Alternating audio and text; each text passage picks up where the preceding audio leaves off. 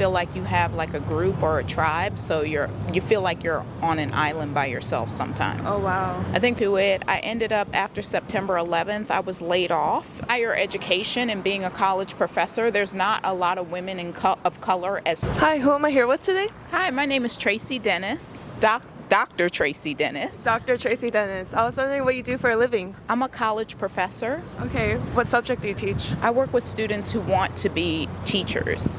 Okay, cool. How did you get into this field? So I used to be a classroom teacher, and I didn't feel like I had enough support to be an effective classroom teacher. So I always thought if I ever had an opportunity to train new teachers that I would want to do that as a career. How long were you a classroom teacher for? 12 years. 12 years? How's that? And how did it start? Did you always want to be a classroom teacher? Or No, I kind of stumbled into it. I ended up after September 11th, I was laid off during the September 11th, and then I ended up becoming a classroom teacher then. So it just was kind of organic. Mm-hmm. Was that the 9/11 incident? Yes. Yes. How did you feel after being laid off? I didn't feel too impacted because I ended up going into teaching like the next week. So I had already started interviewing because I kind of saw the writing on the wall. Okay. Did you have to take long education to get into? How long? Yes. So the classes were like 3 years, but then you also have to take multiple exams to be a classroom teacher. People don't know that. It's almost like a lawyer and taking the bar. So you have to take a bunch of tests to be a teacher. Okay. And they're not easy. They're hard. Yeah. Was it financially hard to become a teacher? Not financially, I think just emotionally because of all the tests that you have to take. Like I had to take 5 tests, 5 exams. Oh, wow. Yeah.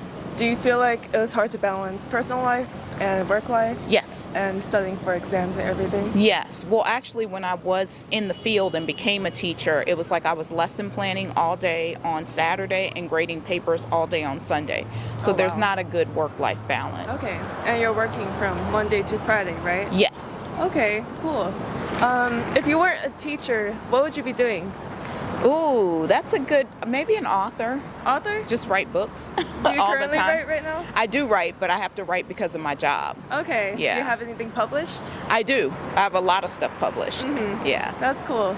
Do you have any advice for girls, women from all walks of life, if they want to be in your position? How could they pursue that?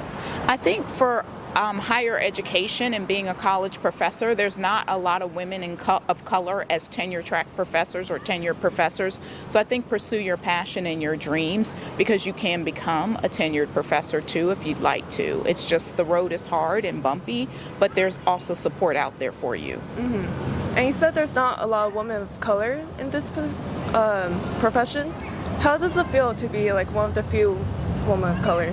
Hard. Hard? Yeah, hard. You don't feel like you have like a group or a tribe, so you feel like you're on an island by yourself sometimes. Oh, wow. I think there's 2% of African American women that are tenured faculty members, and I think it's even lower for other minoritized groups. Mm-hmm. How did you manage to, have confidence and keep staying strong even though there's not a lot of people like you?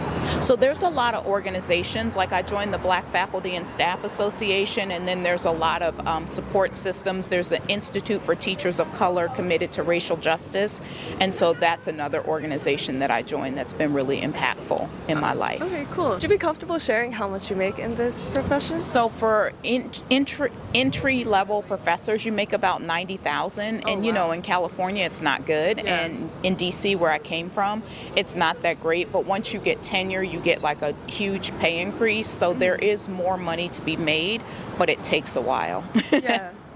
So you say you're from DC, right? Yes. How's it working out there?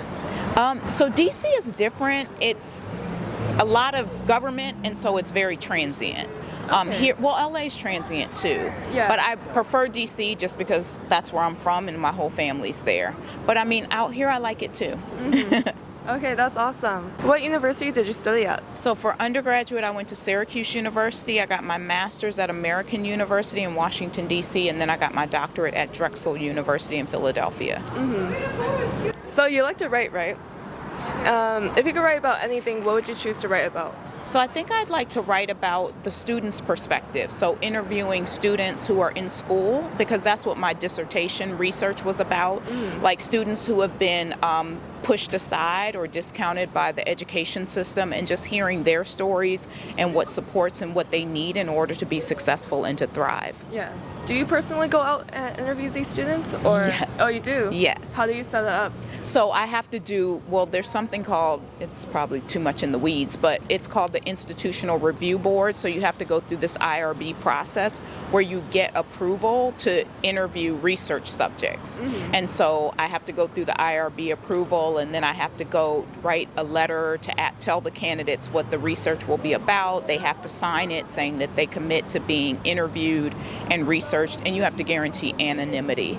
So you can't like use their names or any of their real information when you publish your research. Yeah, and this is due to legal reasons, right? Yeah. Okay, cool. Yeah. That's interesting. Yeah. Your outfit really stood out to me. Yeah, so I don't want to cry, but my mom, she was like a fashionista. She loved it, like, so this is hers actually, like I have a lot of my mom's stuff. And she just was really always well put together. So she inspired you, basically. Yes. Oh, that's cool. Yeah. Do you feel like your outfit brings you confidence? Yes. Yes? Yeah. And you style everything by yourself, right? Yes. That's cool. I love that. Well, thank you so much. Thank you. Yeah. And it was nice It was meeting very you. nice meeting you. What's your name? Lily. Tracy.